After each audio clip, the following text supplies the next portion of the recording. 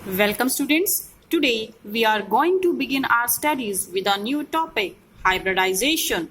First of all, you just look at the word hybridization. बच्चों यहाँ पर एक वर्ड है हाइब्रिड. क्या मीनिंग होता है हाइब्रिड का? हाइब्रिड मीनिंग होता है कंबाइन. जब भी हम दो या दो से ज्यादा चीजों को कंबाइन करते हैं तो क्या वर्ड यूज करते हैं? हाइब्रिड. जैसे आप सभी ने डेली लाइफ में हाइब्रिड सीड्स के बारे में सुना होगा. क्या होते हैं हाइब्रिड सीड? ऐसे सीड्स जिनमें डिफरेंट सीड्स की अच्छी क्वालिटी को कंबाइन किया जाता है, उनको क्या बोलते हैं? Hybrid seeds. सिमिलरली केमिस्ट्री में अगर मैं हाइब्रिडाइजेशन की बात करूं तो यहाँ पर क्या किया जाता है? हम यहाँ पर डिफरेंट एटॉमिक ऑर्बिटल्स को, जिनकी एनर्जी में थोड़ा सा डिफरेंस है, बहुत ज्यादा डिफरेंस नहीं है, जरा सा डिफरेंस, जब हम मिक्स करते हैं एटॉमिक ऑर्बिटल को, ठीक है, तो हमारे पास क्या बनेंगे? नए ऑर्बिटल बनेंगे. और जो नए ऑर्बिटल बनेंगे उनकी एनर्जी क्या होगी? बिल्कुल सेम. और शेप भी क्या होगी? बिल्कुल सेम. ठीक है, तो इस तरह से पुराने ऑर्बिटल्स जब कंबाइन किए और उनके कंबाइन करने के बाद जो नए ऑर्बिटल बनते हैं उनको क्या बोला जाता है? Hybrid orbital. क्या बोला जाता है बच्चों? Hybrid orbital. Get it? अब देखिए मेन कैरेक्टरिस्टिक फीचर्स क्या होते हैं हाइब्रिडाइजेशन के. These are very important features which you need to remember in your mind. Get it? Our first point is the orbital of the same atom or ion having only a small difference in energy take part in hybridization. क्या बताया गया है first point में? First point में ये बात बताई गई है कि केवल और केवल वही एटॉमिक ऑर्बिटल आपस में ज्वाइन करेंगे जिनकी एनर्जी का डिफरेंस बहुत ज्यादा नहीं है. आप सभी को पता होगा कि S और P दोनों की एनर्जी का जो डिफरेंस होता है कम होता है, बट S और D की एनर्जी का डिफरेंस बहुत ज्यादा होता है. Get it? इसलिए जो हाइब्रिडाइजेशन होगी इसमें आपको इस चीज का ध्यान रखना पड़ेगा कि जो एटॉमिक ऑर्बिटल आपस में जुड़ने जा रहे हैं उनकी एनर्जी का डिफरेंस कितना है. नेक्स्ट पॉइंट, जितने एटॉमिक ऑर्बिटल आपस में कंबाइन करेंगे उतने ही हाइब्रिड ऑर्बिटल बनेंगे. अगर आपके पास 4 एटॉमिक ऑर्बिटल्स हैं जो कंबाइन करेंगे तो कंबाइन करने के बाद हाइब्रिड ऑर्बिटल्स भी कितने बनेंगे? 4 बनेंगे.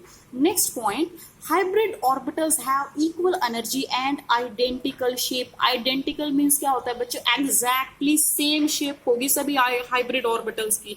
Get it? और एनर्जी क्या होगी? बिल्कुल इक्वल होगी.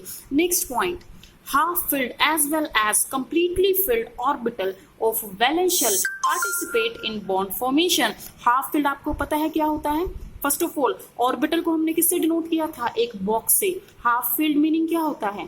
जब एक ऑर्बिटल में सिर्फ एक इलेक्ट्रॉन होगा तो उसको हम क्या बोलेंगे? Half field. और अगर किसी ऑर्बिटल में 2 इलेक्ट्रॉन है तो हम उसको क्या बोलते हैं? फुली फील्ड बोलते हैं. ठीक है, तो यहाँ पर बताया गया है कि किसी भी मॉलिक्यूल में जो बॉन्ड बनते हैं वो कैसे बनते हैं. बॉन्ड बनाने के लिए किसी भी मॉलिक्यूल में जो एटम प्रेजेंट है उनके कौन से इलेक्ट्रॉन इन्वॉल्व होंगे? वैलेंस शेल वाले इलेक्ट्रॉन. ठीक है, वैलेंस शेल किसको बोलते हैं भाई? किसी भी एटम का जो सबसे बाहर वाला शेल है उसको क्या बोला जाता है? Valence shell. नेक्स्ट पॉइंट क्या बताया गया है? नेक्स्ट पॉइंट में बताया गया है कि हाइब्रिडाइजेशन कब होती है? जिस टाइम पर एटम्स आपस में कंबाइन करते हैं और बॉन्ड बनाते हैं उस टाइम पर क्या होती है? हाइब्रिडाइजेशन होती है.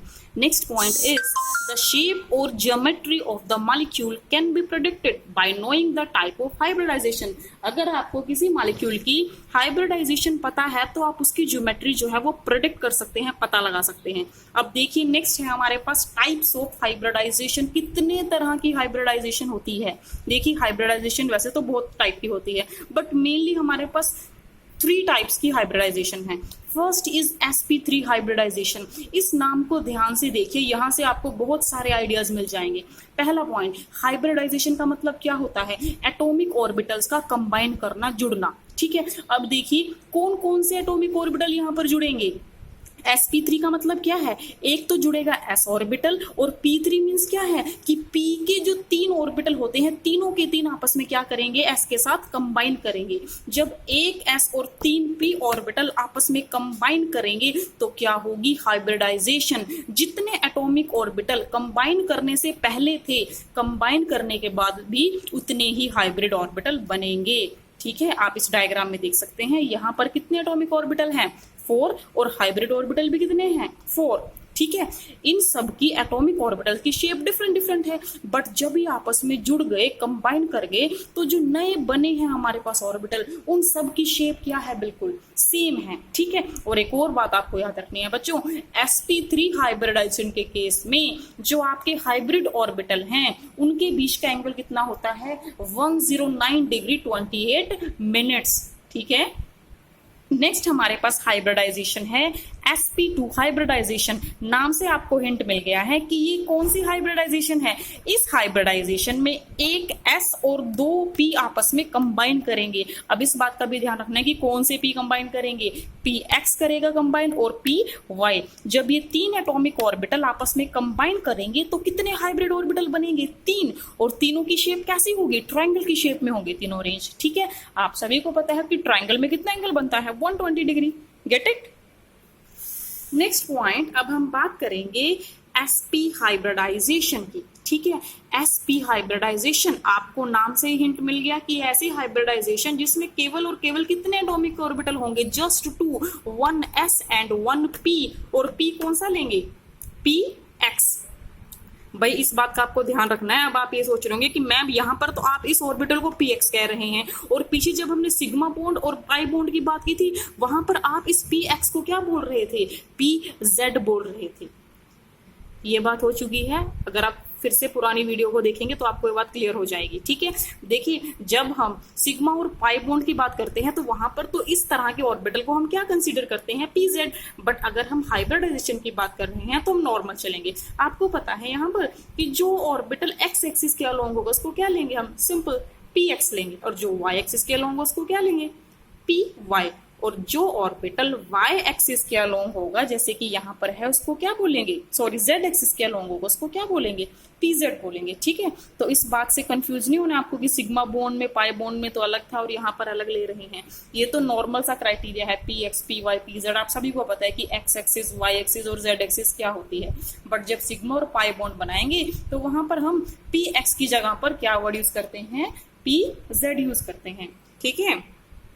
तो देखिए बच्चों, जब s ऑर्बिटल px के साथ कंबाइन करेगा तो कितने हाइब्रिड ऑर्बिटल बनेंगे, 2, और ये दो हाइब्रिड ऑर्बिटल एक दूसरे के साथ कितना एंगल बना रहे हैं, 180 डिग्री का। कितना एंगल बना रहे हैं बच्चों, 180 डिग्री का, गेट इट। अब एक और बात आपको ध्यान रखनी है, अगर किसी भी मॉलिक्यूल में sp3 हाइब्रिडाइजेशन है तो उसकी शेप को क्या बोला जाता है, टेट्राहेड्रल। इस शेप को क्या बोलते हैं, टेट्राहेड्रल।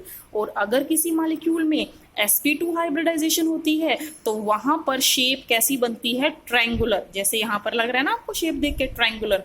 बट अगर हम बात करें sp हाइब्रिडाइजेशन की, अगर किसी मॉलिक्यूल में, जैसे कि आपको एग्जांपल्स दिए गए हैं, अगर sp हाइब्रिडाइजेशन होती है तो शेप कैसी रहेगी, लीनियर। कैसी शेप रहेगी, लीनियर, ठीक है।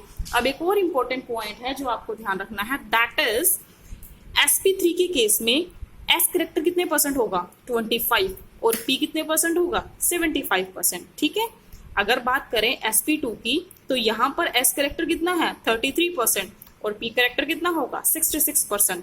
And in case of sp hybridization we are having s character as 50% and p character as 50%. So that's all for today, student. If you have any queries then you can ask me on my personal number. Thank you.